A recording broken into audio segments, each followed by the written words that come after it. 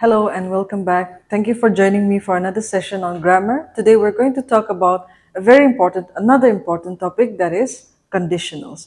Now, what is conditionals? It's basically when we talk about a sentence that has conditions attached to it to make complete sense. That means whenever we have conditions, we will have a sentence that begins a condition that attaches to the cause of the sentence. So let's take a look at what conditional sentences are.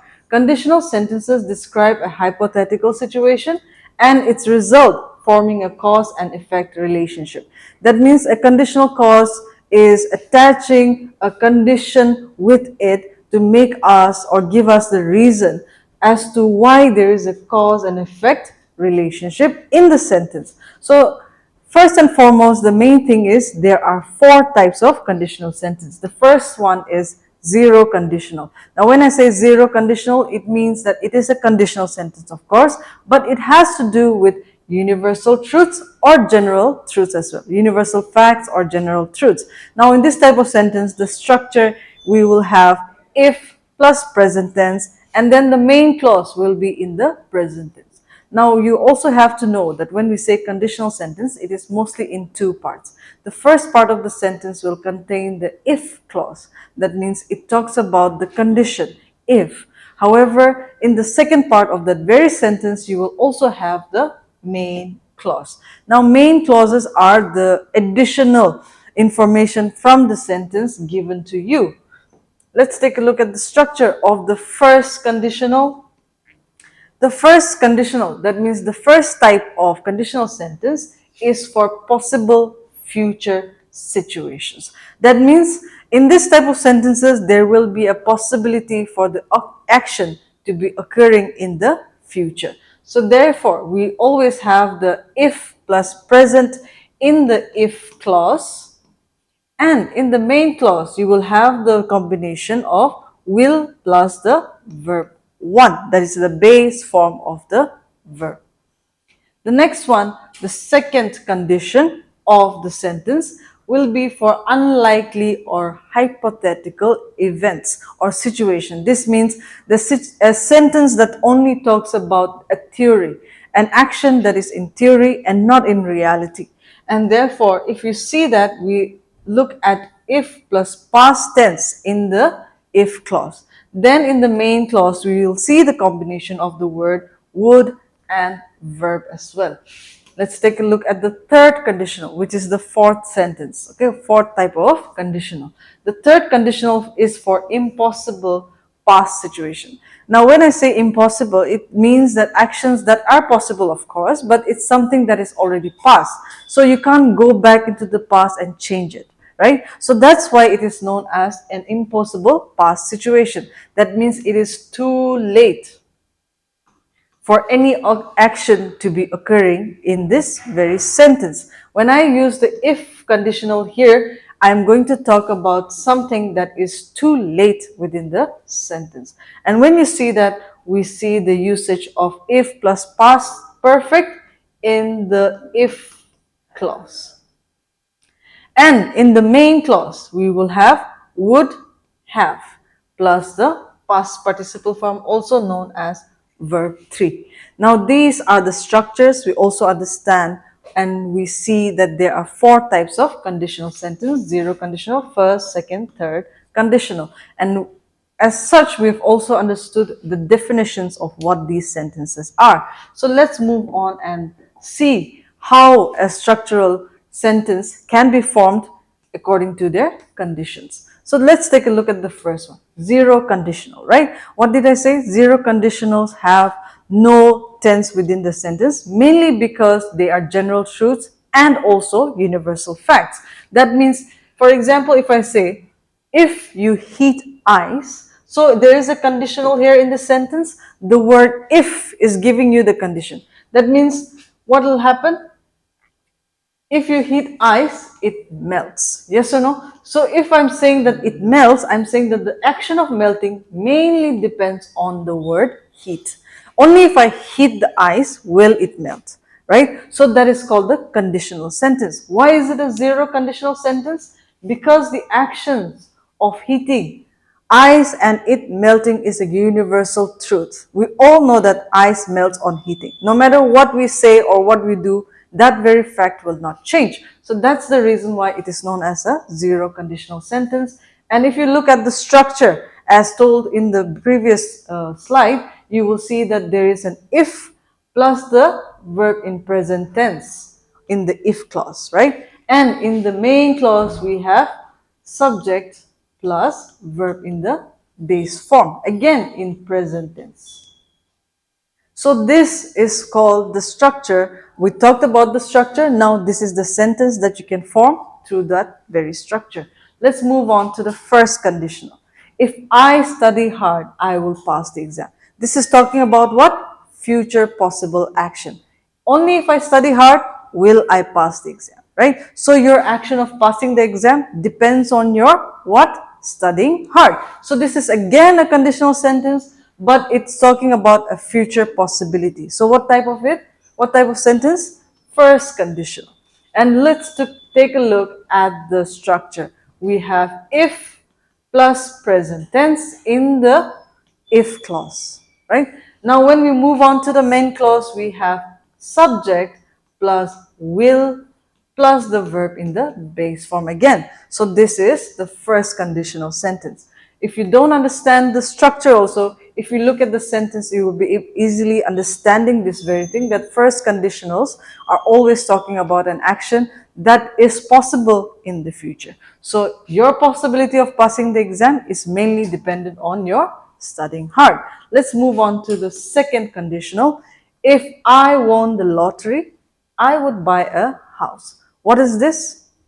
It's an action that is in theory. If I won the lottery. So it's a theoretical statement, right? Something that may not happen, could happen, not sure. It's all in theory. So therefore, it's called a second conditional sentence. Let's take a look at the structure. We have if plus what? Past tense in the sentence. Won. So it's in the if clause. Now in the main clause, we have subject plus would, and then by is which form of the verb?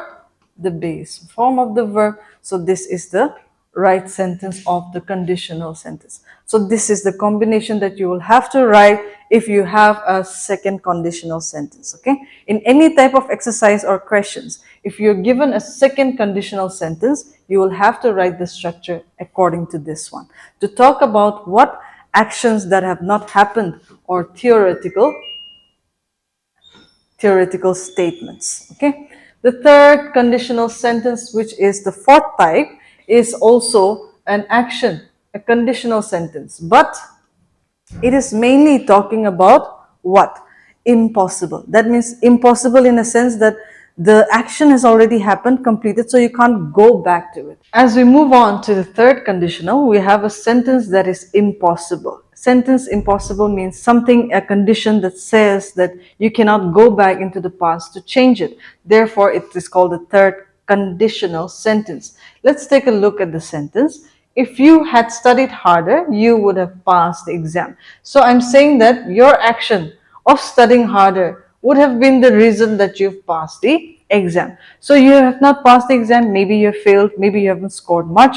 Why is that? Because you didn't study harder. So this sentence is exactly talking about an action that is impossible to be continued into the future sense. So there is what we call the third conditional sentence. If you take a look at the structure, had studied harder, this is a conditional with if plus the past perfect tense. Now when you have a conditional with past perfect tense in the if clause, what is the main clause that you will have? Would plus the past participle form of the verb, which is verb 3. So therefore, this is what we call the clause conditional, or this is also known as the main clause. Okay, and this is how you will be able to identify and structuralize sentences that are conditional sentences. They mainly talk about conditions. Let's move forward into the next session, that is zero conditional. If you look at this, there is a clear definition as to what is the sentence. It is divided into two parts. One is the if clause, then the main clause. If you have a sentence that is what, talking about universal truths or facts where one thing always causes another. Heating ice causes what? Melting. So it is always talking about an action that is causing another. Here, if you look at this, it is in the if plus present simple tense, and it will be also written with a present simple tense in the main clause. If you look at the structure, it is the very same one that we just discussed. If you look at the second part of the first conditional also, you can see this. It is used to talk about a possible or probable event or situation in the future. That means there is a possibility in the future when we talk about the first conditional. If you look at the sentence, if plus present simple plus will plus base verb. If you take a look at the sentence, you will also see that. If I study hard. So study hard is what tense? Present tense, right? Present simple tense or simple present tense, okay? This one is present simple tense. Now in that case, what will happen? You will have a comma ending the if clause, right? And in the main clause, you have what? Will plus base verb. This is the structure of a first conditional sentence. Let's take a look in this.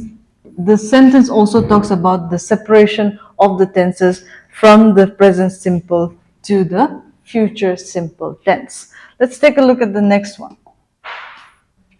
Second conditional. If the sentence is structuralized, you will see that it is separated again into two parts, that is if clause and the main clause. When you see sentences that are talking about hypothetical, unlikely or imaginary situations, called theoretical situations, right? Something that hasn't happened but could happen, may not happen, it all depends on your theory. So according to that, if I say if I won the lottery, I would buy a house. So this is talking about a past simple tense in the first part, and in the second part you are only adding the word would or could in the sentence. So the structure is if plus past simple tense. If you see this, if I won is past simple tense. It will be continued on into the main clause with the word would plus base verb, which is would buy. The third conditional sentence reiterates the very main topic that we talked about in the previous slide. It is that if you had studied harder, you would have passed the exam. It shows what? Talks about an impossible situation in the past and its hypothetical result in the past. So whatever is being talked about in the third conditional, it's an impossible task, but then it has happened in the past, and the result is also a hypothetical result in the past. So therefore, if you had studied harder, will be continued with the sentence would have passed the exam. So therefore, the condition depends on whether you had studied harder. So therefore, it's a past perfect tense continued with the past participle form along with the word would or could have. So with this, we are done with conditional sentence. As reminded from the beginning till this slide, we have seen that there are four conditional sentences, mainly a zero conditional, first conditional, second conditional, and third conditional. They all talk about condition.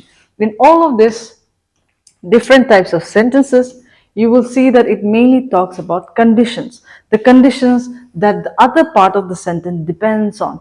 If, right? So when we say conditional sentence, the word if will always be there in the sentence, and the if clause can be written in the beginning of the sentence or at the end of the sentence. The positions could change, but the meaning shall remain intact as to what the condition are talking about. Whether it's talking about fulfilling a future condition or is it talking about an impossible condition. It all depends on the structure and on the meaning and context of the sentence. So with this, we are done with the topic of conditionals. I hope you can join me again for another session. Thank you.